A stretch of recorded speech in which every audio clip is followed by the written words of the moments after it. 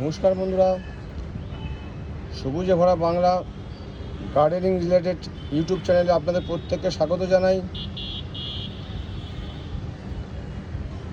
গত 1 মে 2026 ও 2027 সালের যে পম্পন চন্দ্রমল্লিকা গাছের সিরিজ শুরু করেছিলাম,